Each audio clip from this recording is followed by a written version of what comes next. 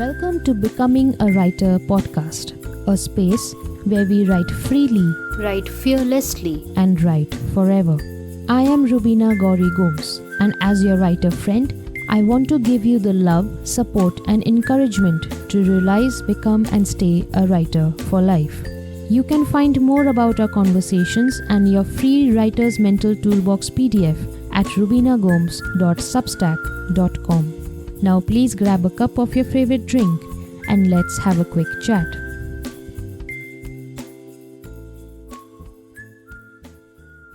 Hello my writer friends, Rubina here.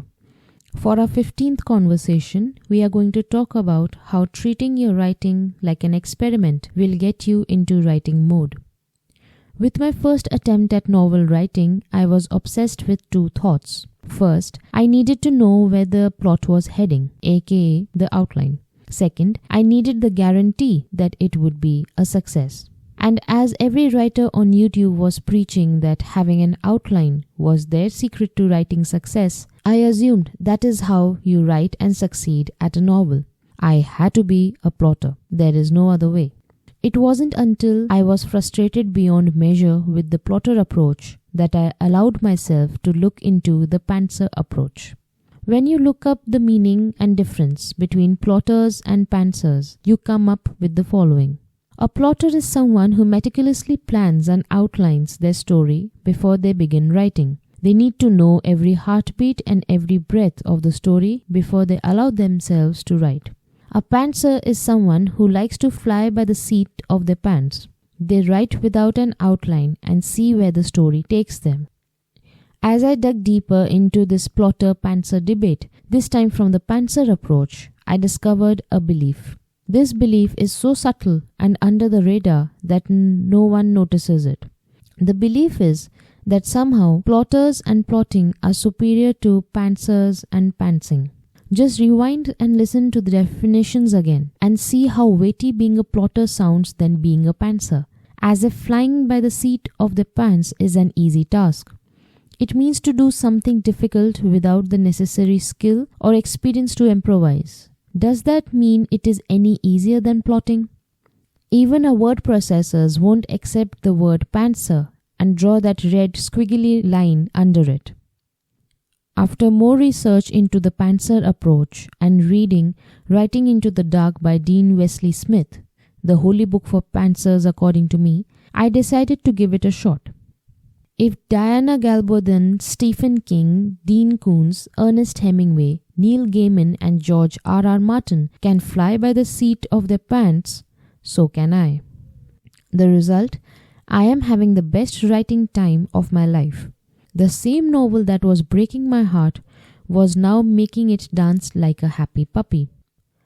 What I have realized is writing a book is like reading a book or watching a movie. If you knew the end before you even began the book or movie, it would be no fun indulging in them. Similarly, if you knew the end of your novel before you started writing it, why would you even bother writing it? Consciously, you know you need to write the novel, but subconsciously, you're already done with it. So it makes no sense to the brain to make the effort to write it all out. Now when I sit down to write, be it my essays or my stories, I say to myself, let's see what happens. I let my writing lead the way. I let the characters, dialogues, scenes, and what I call my idea pops guide me to the next scene, and then the next, and next. I see where it takes me and what it wants me to see. Sometimes it would show me things I could have never consciously come up with. A dialogue, a scene, a thought, a character that will take me completely out of the blue and make me feel its magic. Does this mean our fellow writer friends who are plotters are doing it wrong? No. If plotting works for them, that's great. More power to them. But if you are forcing yourself to think and accept that plotting is the only way to write your book, then you have an incomplete picture of what writing is. Writing doesn't have to be either or. It can be one or both. And the secret ingredient to experimenting is having faith in yourself and your writing. Having faith means trusting the process. Remember the formula of trusting the process from our 7th conversation? Trust the process is equal to self-belief plus hope plus action in the right direction multiplied by love. You must believe you have what it takes to write your books. You must believe that every piece of writing you write is worth it. Even if it doesn't bring you the results you, your ego want, you will get the results you, your writer soul, needs. As Rick Rubin says in his book, The Creative Act, A Way of Being, quote, "With unshakable faith, we work under the assumption that the problem is already solved. The answer is out there. Perhaps it's obvious. We just haven't come across it yet." End quote.